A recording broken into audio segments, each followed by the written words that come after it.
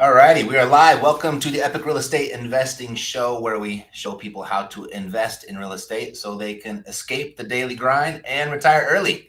And today we're going to talk about wholesaling, is particularly how it's going to be impacted in a shifting market, in a recession, and the inflation and the mortgage rates and all the stuff that's going on inside of the real estate market. It's something that a lot of people haven't experienced before. So it's a brand new experience, and we don't know whether we should bob and weave or just kind of stay the course and do what we've been doing. So that's what we're going to talk about today. I got a very special guest with you. But first, I just want to bring it to your attention the fact that your American dream is at risk.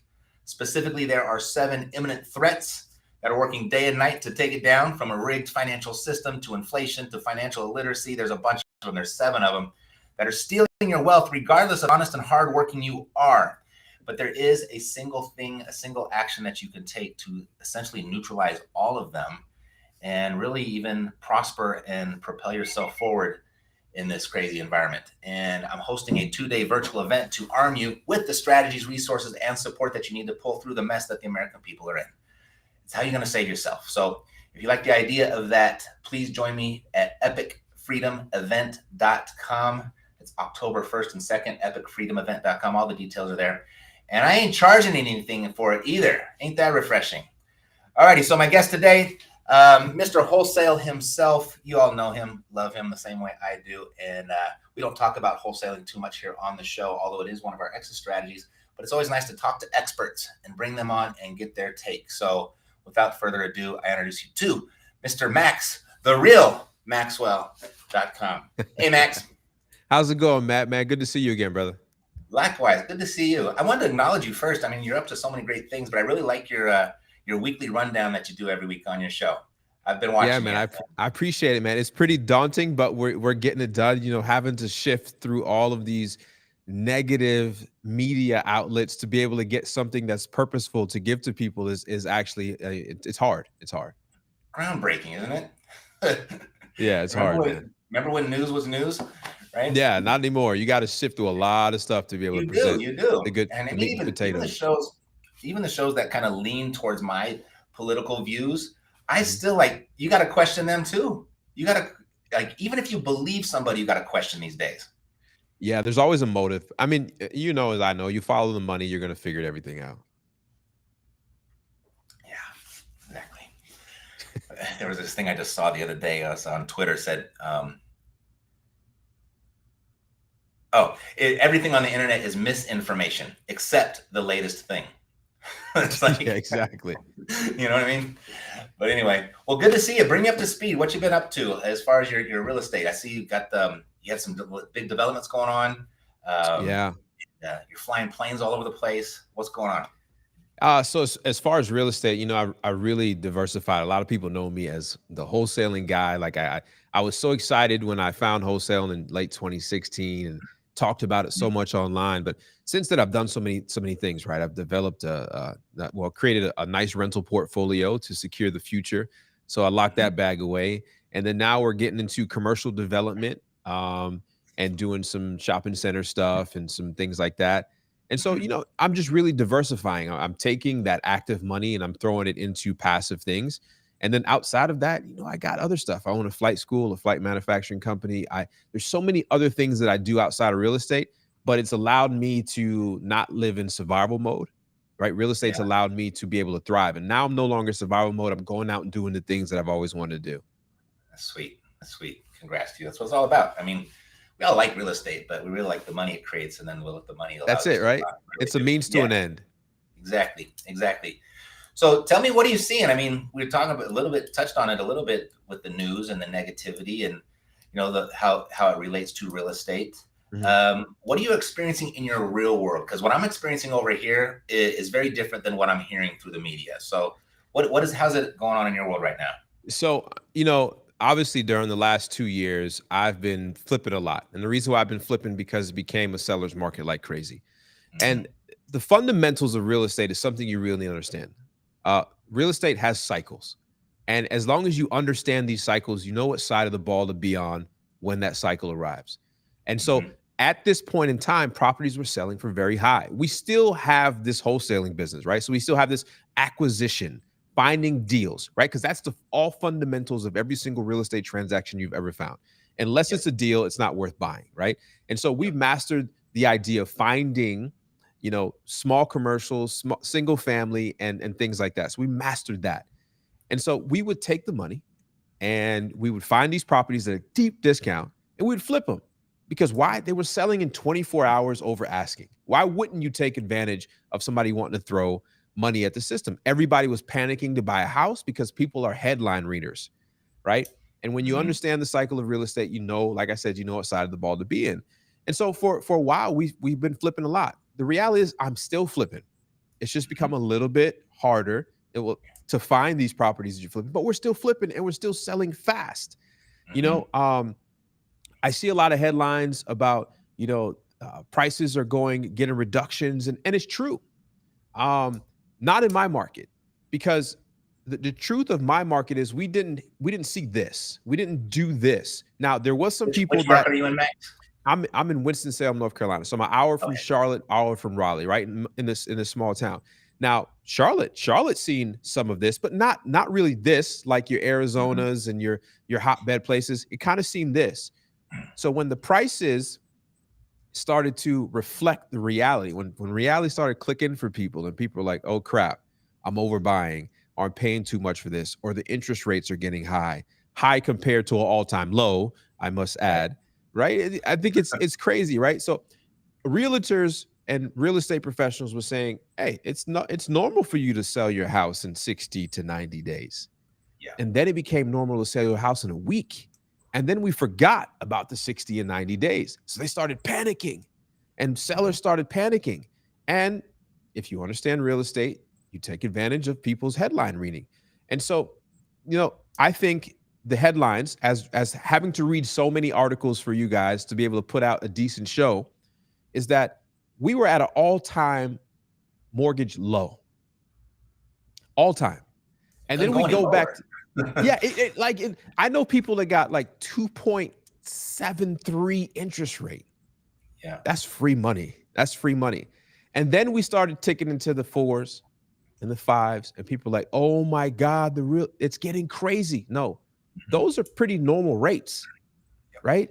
I'm sure you can remember, Matt. I know you've been in real estate for a while. I know you can remember when mortgage rates were 8 and 9. Yeah.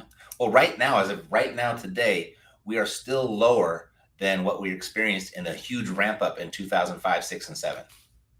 Exactly. So all the articles, all the headlines you're seeing have to have context with them. Yes, mortgage rates have tripled or went up 300% from an all-time low. Yes, home prices have went down from an all-time high. Days on market has went up tremendously. Yes, from the fastest home sales we've ever seen in the history of real estate. Exactly. And so foreclosures up 700%. From zero, from all-time low, from so it's like, yes, the numbers are right, and when they use percentages, you need to be wary of what they're actually saying, and when they say the actual numbers. So foreclosures went from 500 to 1,000. They doubled. Right. Yeah, they did. But you had forbearances there. You had so you're going back to normal. And with all that, we still stayed the path. We stayed the path, and we understood that what we do in real estate is we solve people's problems. And we get paid nice to do it. And so we never panicked. We looked at everything the same. Some people were asking for way more money than they were asking for before, which is fine. Some people sold, some people didn't. They came back to reality, and we still bought the house. Yep. Yeah, life happens to people even in good markets and bad markets. Exactly. They turn to their houses for some sort of financial relief, and there we are to help them out. That's it. Pretty simple. That happens in up markets and down markets. So with that said, though, you still have to kind of go with the market and take the opportunities that it's going to present to you. And right now it's just presenting a different type of opportunity.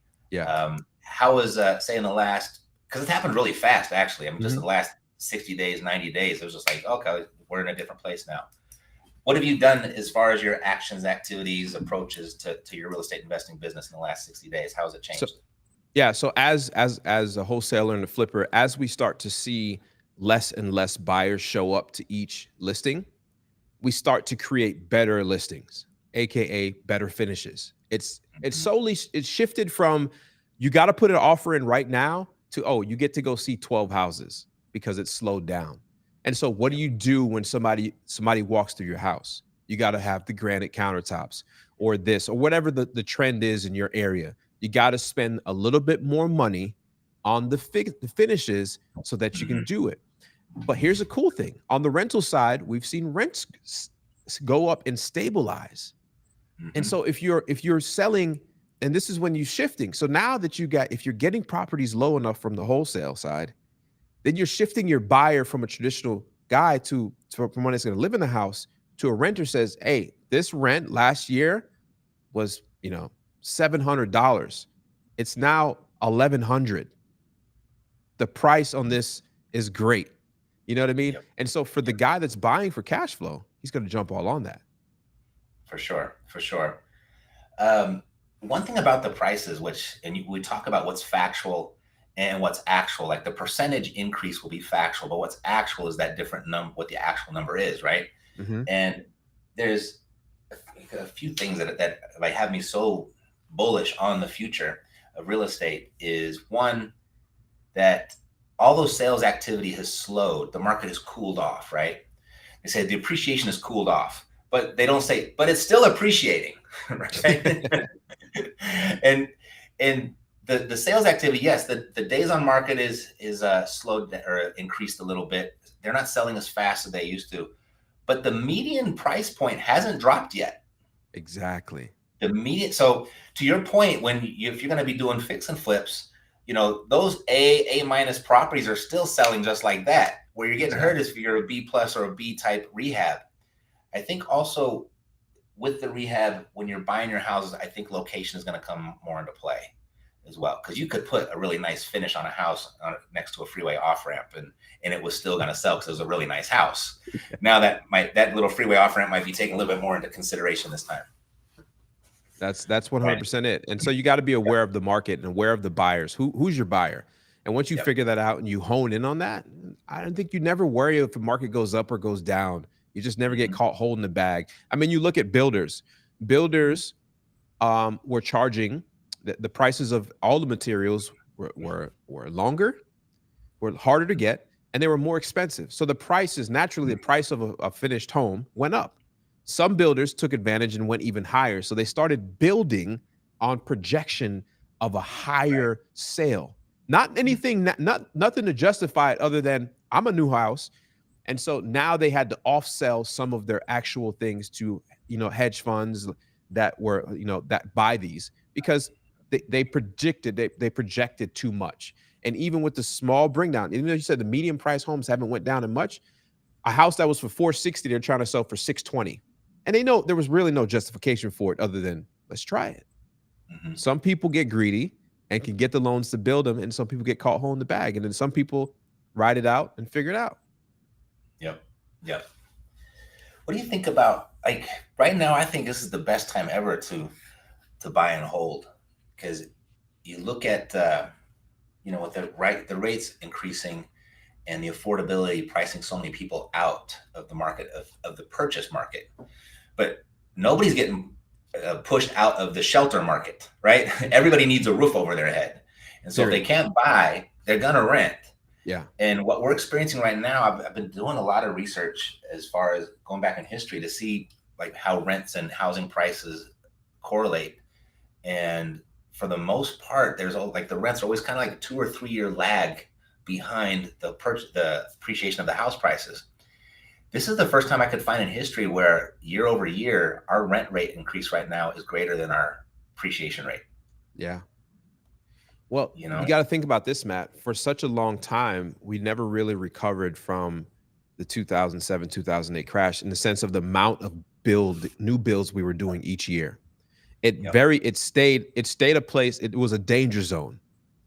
It was a danger zone to stay away from. So the rate of new builds never caught up with the demand. Hmm. And so naturally, we just had less and less new builds. Yep. That's going to create more and more renters for longer.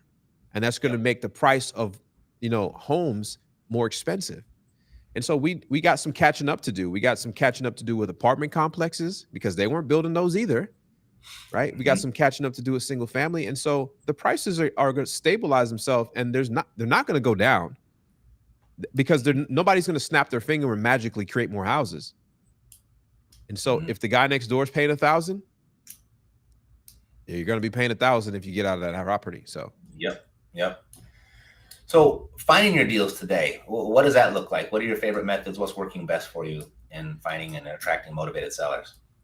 We found out first, number one is still cold calling. And where do you get cold calling from? You cultivate a list by identifying people who particularly have a problem. And so once you can figure out the source of that lead flow or that call flow, then you can figure that out. And then, believe it or not, mail is coming back pretty good, as in because everybody shied away from it. It's still taking your 4 or 5 to maybe 7 touches, but it's creating a better lead. Like when that person finally gets on the phone, they're a better lead.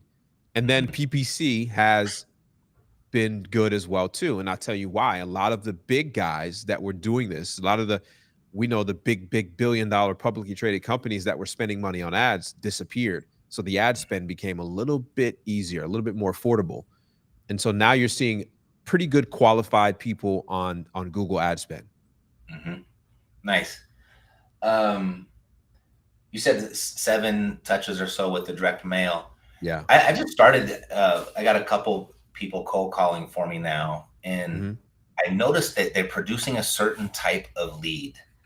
And it's the type of person that would even answer the phone when they don't recognize the number, right? Yep. They're the people that like to talk, right? Because, hey, a phone call, someone's reaching out to me today. But I haven't found the motivation. So how many touches once you have that initial conversation with the cold caller, like what does that process look like? The ones that actually turn into deals? Listen, here's a key that most people don't do. People love to talk. It's a different type of person that picks up the phone. First of all, follow-up is very important. We all know that, right? Period. But the second thing is people actually don't give offers. The problem is you're not making an actual offer. And then what happens is nobody makes an actual offer.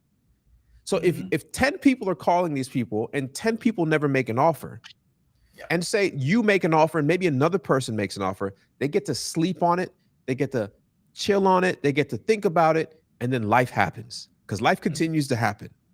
And they call the person back that actually gave them an offer, whether they're going to try to go get more or whatever it is. So give the freaking offer. Give the offer. Yep. Hey, I couldn't agree more. And the number of deals you do are going to be a direct proportion of the number of offers you write. That's it. Yep, absolutely. With that said, so are you in just North Carolina where you're doing your deals, or are you in any virtual markets? So I'm over the entire state. I have a little bit of section in South Carolina, what we're doing, but we're ramping out. We're doing this thing all over again because I tell you a little story. Right before the pandemic started, I had just finished building a brand new 8,000 square foot office, right? Just spent all that money building it. Pandemic hit. I had to send people home. It was like, oh my God. And then we didn't know what was going, so many regulations, so many city ordinances. You didn't know what to do. So it kind of scaled back my idea of thinking, and we kind of went virtual. We started doing all this other things. Now we know it's over, whatever. And we're at this point now, we're saying, okay, let's ramp up. Because what I had prior is I wanted, 30 to 40 agents in the office calling, 40, and segmenting to different markets and different things. And so that you can do it virtually. And now with, we launched a service called Town Square where you can virtually, everybody can upload their buyers list and you can JV with people across the country. So say, for example, Matt, you have your list on there. I don't get access to your list, but I can see that you have 7,000 qualified buyers. I message you in the app and say, hey, I got a deal in your market, want a JV. Everything's done on the app. And now it makes it easier, right? For me, especially because I've built a following and I've built people to trust me over the years. They bring me the deals, or they call me and they say, hey, we can help. And I just say, hey, look, I know a guy named Matt. He can close this deal. He's got the crazy buyers list, and we JV it. So we're seeing a lot of JVs just from using a Town Square, which is our dispositions app. And it's helping. It's helping because, it's easier for us to acquire the deal. Now, the relationship that you have with the buyer, I can't remake that very quickly. So I just reach out to you versus being greedy and trying to get all of the grape. I split the watermelon with you. There you go. Boom. All kinds of metaphors in there. The town square. Tell me about this. So there's a number of people trying to like kind of cultivate buyers and everything. And I got two thoughts about it, but I haven't heard of yours, so I'm excited about this. So it's an app where investors connect with each other and then they share their buyers list is how it works. But it's not a bunch of buyers on the app. Yeah. So here's the thing, different from a lot of it. So town square, how you look, what happens is one of the most valuable things that we don't talk about in the wholesaling business is your relationship with your buyers, right? And that relationship is almost the key to your business because anybody can do acquisitions, right? And a lot of people focus on the acquisition portion. I call that the first 50 yards of the business. The second 50 yards of the business is selling these properties for the highest and the fastest way possible. Right. And so if you created a buyer's list of, let's just say you got 500 buyers lists, you got 75 solid guys that you always sell to, because we all know that the buyer's list of the people that repeatedly buy from you is pretty small. Yep. And then I say, hey, Matt, can I get your buyer's list? You're like, hell no, absolutely not. But I say, hey, Matt, I have a deal. I'm going to send it to you. You look over the paperwork that I have with the seller. If you agree, you'll accept it. Share this with your list. And then we'll go 50-50 on the deal or whatever we negotiate, 60-40, whatever it is. And so it allows smaller wholesales to work with big people like you, myself and you that have developed relationships over the years to be able to sell deals quicker. For the big guys like myself, it allows us to monetize our buyers list without giving the buyers list away. Because no matter if you built a solid relationship with a buyer, you don't want to give that buyer's list away in exchange for somebody else's buyer list. And then now your buyer that you've built trust with over the last 10 years is now getting 10 emails a day from random people. So now you've ruined that medium of communication, which is an email. For sure. Or text message or whatever it is between you and your buyer. And so keeping the buyer private and keeping it in your relationship and being the medium between the wholesaler and the buyer, you're able to do that. And so that's what we've been able to create, because everybody, and you've been in this business a long time. I've been in this business a long time too, at least in donkey years compared to how fast things move in the real estate business. You know, everybody has softwares focused on the acquisition of property, but not the disposition portion. And so what you could think of it is an off-market type MLS for wholesalers, investors, where they can share their deals in a private setting. And the reason why the private setting is important, because there's a lot of new laws coming down the pipeline that talk about you cannot publicly post your deals. Well, if it's behind a wall that you need a membership to, it's no longer public. And so you're just defeating and getting ahead of some of these legislations that are coming down the road. Fantastic. That's good. That's really good. It makes you wonder, like, here, I was just looking at one of these comments. Still trying to get my first deal, Max, Fort Lauderdale, too many people. What do you, when I see something like that, still trying to get my first deal, and I'm not picking on you, by the way, because you're just you're normal. Like I hear this all the time. All the time. But you start hearing something like Town Square, and there's a bunch of other outlets to do disposition. It's like, what's stopping you? What's in the way, right? So what would be your advice for someone like this? And here's the other part 2 question. She says, too many people. Yeah. Now, who doesn't think their market isn't saturated, right? Like, everyone wants to do it virtually because they think the grass is greener because there's too many investors where they are. Yeah. Just so you know, there's just as many investors over there too. But anyway, you can go ahead and speak on that. You know, it's a mindset shift. It's a thing that most people common. Like, let me tell you some people that don't care about those things. You know, Lowe's doesn't care about how many Home Depots there are. CVS never cares that the Walgreens is right across the street. When most cities you go to, there's a mile-long strip of all the car dealerships. When they build a new one, they never care about the other 30 down the street.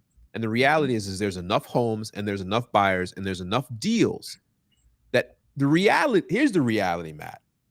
The average salary, the average person, the median income in America, I think, is less than $35,000. The average deal is somewhere between $10,000 and $15,000 right now. If you get 2 of those or 3 of those a year, it changes your entire life if you still have your job. Now, the reality is you need to solve one problem a year. I don't know why people think they need to be doing 20 deals a month. You need one problem. If you could, if you told people that you can make an extra $10,000 to $30,000 a year, just extra, by doing this small thing, you wouldn't even think about it like that. And as you figure out deal 1, 2, and 3, you start to realize that there's a way for you to scale, and then you start thinking on a bigger method. But the reality is, there's not too many people, because I'm gonna tell you when wholesaling is completely done. When there's no foreclosures in America. Until then, keep fighting.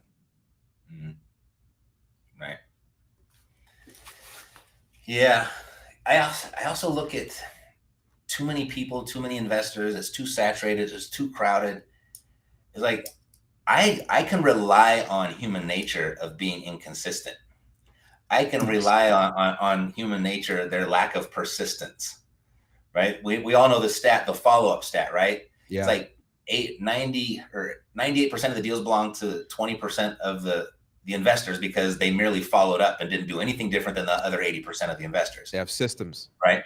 Yep. They got systems, and they just follow up. Just be consistent with your lead generation activity, consistent with your conversations, consistent making offers, and you're going to be just fine. You're going to beat the competition in every market just by doing that. That's it, man. I mean, it's a very scarcity mindset to think like that. And I understand why people think like that. Don't get me wrong. Well, that's why I was saying the one person, I'm not picking on you at all, because I hear it all the time. This has nothing to do with you. It's like human nature. Yeah. Yep. And so, people just need to understand the difference and just move forward, because it's not that hard. It's not that hard. Somebody's looking for a Town Square app. It's pretty simple. I think if you just go to I don't know if you're following me on Instagram or what, but it's in my bio. But the website is tWNSQR.com. tWNSQR.com. But I got 20% off somewhere. So if you just find my Instagram, you'll find it. It's a link in the bio type thing. There we go. Y'all see that? Oh, and by the way, it's only $150 a month to be on the platform. I forgot that. That's one deal, pays it for 10 years.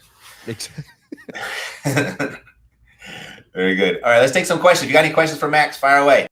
Let's see. I've got 2 wholesales listed. One's taking longer than I thought, but just got an offer 2 hours ago. Got them from auctions. Well, congratulations, Justin. Follow through, bud. Close that deal. Yeah, a ton of competition in South Florida. There's a ton of competition all across the country. Man, I got people wholesaling in Winston-Salem that's never been to North Carolina, because I've been talking about it for the last 6 years. Man, it is what it is. I just tell them, don't be greedy. I'll buy the deal from them. Super. So, Max, you get to talk a lot, and we get to talk a lot. We're on podcasts and the TikToks and the YouTubes, and we're talking all the time. And I always like to ask this question for people like us, and I want to know what your answer is. What is something that you wish you could talk about more that you don't get the chance to? That's a good question, Matt. And so when most people book me to speak, right, they think I'm going to go in there and give some crazy hack to real estate. Like this secret I'm about to tell you is going to make you $1 million tomorrow. The reality is, man, you know my story. I was down and out, had nothing at the age of 30, had to move back with my mother. The number one thing that allowed me to be whoever I wanted to be was in between my ears. There is this thing that I call corny culture, right? We all know there's things that we should be doing, but we think it's corny. Writing your goals down, reading books, doing these things, listen to podcasts, cut off the entertainment, stop going out so much. People are like, yo, that's corny. Let me tell you something. You do enough of that corny stuff, you will become who you think you can be or who you dream you can be. And you only got to do it for a short amount of time, right? So I talk about mindset more than I talk about real estate. Why? There's people like you that talk about real estate. You gave every secret out. You've got the longest running podcast. What else in the hell can you talk about? You know what I mean? So you gave away every secret, right? But the people don't talk about the most is here. And it's very simple to make the switch. And when you figure that switch out, oh man, your life is about to be crazy. Everything you ever dreamt of. So what was that one? What was that corny stuff for you? The corny stuff was, believe it or not, I was 30 before I read my first book cover to cover. Mm, Right? I believe I haven't watched football in 6 years. mm, I was a huge sports fan. And then I realized how much time it took out of my day. I was giving all of my energy to my employers and mm-hmm, none back to myself. mm-hmm, And I had to put enough, we've been kind of tricked that you got to go to school to get this proper education in order to be able to make it in life. right. But none of us realize that we have to invest in ourselves without the institution. Because Mm-hmm, Matt, this day and age, there's so much information on the internet. mm-hmm, It's free, it's at your fingertips, and it can make you your first 10,000 for you to then do it again and then invest in yourself with a personal coach or personal mentor, or yeah. whatever it is. It's so crazy. I've seen people come from nothing so often, from just a sliver of hope, and then they invested in themselves. They put all their excuses to the side and they became the person that they always thought they could be, that the inner child of you thought you could be. You became that person when you started investing back into yourself. And that's some of the corny stuff. Reading books, listening to I cut people off, Mm-hmm, and not because I didn't like them, is because they weren't where I wanted to be, nor were they going in the direction I wanted to go. mm-hmm, And now I can deal with them on my own terms because I can do whatever I want to do. mm-hmm. Yeah. It's really tough, isn't it? I mean, of all my friends, my oldest friends, I think I'm the only entrepreneurial minded one. I mean, my very best friend in life, we're the same age. I mean, he's 53 years old and he's still DJing in a strip club. Like, and I'm just like, dude, are you ever gonna leave? It's like, no, why? They pay good. It's a good job. And that may be his definition of success. So kudos to Yeah. him. But Mm-hmm. most people, if you ask them, most people, the majority of people, are you happy at your job? Do you love what you do? And if they Mm-hmm. hesitate for more than a second, the answer is no. Mm-hmm. So go be that inner child. Go be whatever you Yeah. want to be. Yep. Yep. We ain't gonna be here very long, and then it's over and it's done, Man, it could be right? tomorrow, Matt. It could be tomorrow. Right? Yep. Yep. Sucks. It happens. You only come to those realizations when you actually go to a funeral. And you're fired up for a week. Oh, I'm living every single moment, and you get sucked back into it, and you forget all about it. You Right? know, I was talking to one of my friends who is also he's my fitness instructor and he has a gym called AWOL, right? And Mm-hmm. I was talking to him. I was like, man, I got finances figured out. I got life. I'm happy. I got a beautiful wife. I got all these things, and I haven't figured out how to be as dedicated as I am to business as I am to my health. Like I want to be healthier. I want to cut 20, 30 pounds. And he's like, well, the problem is you never had that near death experience. And sometimes it takes that with people for them to realize how important their health is. And Mm-hmm. so for us, at least for my story, I know off bat is like I had a near death financial situation and it woke me up. And sometimes people have to go through it and sometimes they don't. Sometimes they listen to people like you and I and say, okay, I don't want to get to that point before I make that decision or change what I'm doing. And it Right. could be for me. I was at 30 years old. I had nothing. I had to move back home. My mother at 30 after leaving for the Air Force at 17. I come back broke. And then you're like, life changing financial movement. I hit the deathbed in the financial world. Mm-hmm. I need to come back. And I haven't hit it with my health. And now when he told me that, I was like, I don't want to go through a near death health experience. Right. So Right. now, I've been working out every single day with him 5 days a week and Mm-hmm. I feel good. And so I translate that to the life we want to live. Mm-hmm. Let's not Right. have the near death experience by either losing a loved one or not doing what you want to do or reaching bankruptcy or just living an unfulfilled life. Mm-hmm. Let's not be okay with that. Right. Right. Yeah, there's a saying or a quote that says, "A healthy man has 1,000 wishes. A sick man has just one." Right? Just one. Just one. Yeah. My my wife, she went to I forget the guy's name. Who's the guy that Will Smith played in The Pursuit of Happiness? I know who you're talking about. I love that Yeah. movie. So he owns a restaurant here in one of the hotels, and one of her entrepreneur mastermind groups got to go and hear him speak. So it was a small little group with 40 people. And he said one thing, and she came home and said the same thing. And I am so guilty of this. And it just hit me. And I heard it secondhand. She came home and says, this is the secret to success. You have to grind while it's raining. And it's like, when things are going good, like, make sure you don't become complacent. Don't get comfortable. If you really want to be successful, you got to, like, when things are going good, that's when you have to push even harder. Yeah. And I've been so guilty of that in my life. Like, when things go good, I kick back until it's not going good, and then I rev it up again. You know what I mean? I did it. I did it, man. During the pandemic, I just got kind of like, I missed people. Like, I missed going out and doing things. And then I was like, you know what? I'm gonna take, I really took about 2 years off of not really putting out content, of not doing that. And I was like, no, this sucks. Let me get back on this horse. And so, yeah, I'm with you, man. We all go through something, brother. Trust me. Totally. Speaking of getting back on that horse, one thing that we're going to talk corny, one thing I'm very envious of you about is you put on a damn cowboy hat and went on Instagram. And I was like, I want to wear a cowboy hat, damn it.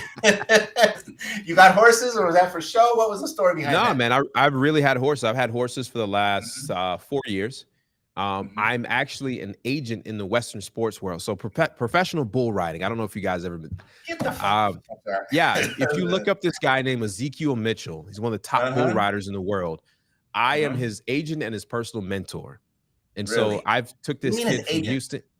Yeah, I negotiate his deals. All right. Yeah, I live on 20 acres. I got the house across the street for him. So that he can stay close to me. I mean, this kid went from working at Dairy Queens to where Arby's just paid him, I don't know if I can say, but it's a good amount of money to do a commercial. You know, and so I've been able to help this guy see what he wants to do. So I'm really into Western sports. I probably have 15 boots. I wear Ariat. Shout out to Ariat. I've lived on, like I said, I live on 20 acres. I got a 3,600 square foot barn. I just sent my horses out to get actually trained and get to the vet. I have chickens. I have the whole lot, man. Max? You got horses? I got horses, man. Yeah, Okie and Steel. 2 horses right now, and I'm gonna get some more this fall. All right, I gotta move out of the city, man. I gotta move out of the city. Yeah. Well, super. Dude, this is a pleasure. This was a very comfortable conversation. This was very easy. I feel like you and I would have this conversation without the cameras. I think so, and I was glad I got to just focus on you. What's in your future that you're super excited about? You know, man, just day to day. I really don't have anything that I'm really crazy. You know, I just started a flight academy where most people don't know that the world demand for pilots, new pilots, is 89 pilots a day until 2036. So that's a huge issue. If you've been flying in the last 2 years and your plane gets delayed and it gets canceled, is because your pilot ran out of hours, waiting, standby, and all that stuff. And so I'm excited to add some diversity, right? Men, women, you know, people that are around me, because I have a 27,000 square foot hangar, right? And I have planes and stuff like that. And I noticed that the airport is within arm's reach of the hood, basically the ghetto. And most of these kids will never, ever, ever get to touch a plane, much less ride in one. And one day I was just like, I want to change that. I want to change that. And so I put my money where my mouth is. I created a flight school. We're giving away 2 $70,000 scholarships for high school seniors. That way they just graduate with a pilot's degree and they can go into a job where they're making right out of the gate, you know, making 80,000 and then 100,000 and 300,000 by the time they're 15th year. So I'm excited about that. Just giving back to the community. That's really what I'm into these days. That's sweet, dude. I can tell. I can see your face light up when you talk about that. Yeah. Good. Awesome. Well, thanks, man. Let's stay in touch. Let's not wait 3 years till we do this again. All right. Absolutely, man. I enjoy you. This guy's solid. I'm sure you guys already know that, but man, keep doing what you're doing for the community. It's needed, and it's a breath of fresh air, man. Thank you so much for having me. Appreciate you. Take care. Absolutely, brother. Take care. All righty. Well, that is the show. If you liked what you heard, there's a good chance that you know somebody else who would as well. So when their name comes to mind, please share it with them. and ask them to click the subscribe button when they get here. I'll take great care of them. Alrighty. So God loves you. So do I. Health, peace, blessings, and success to you.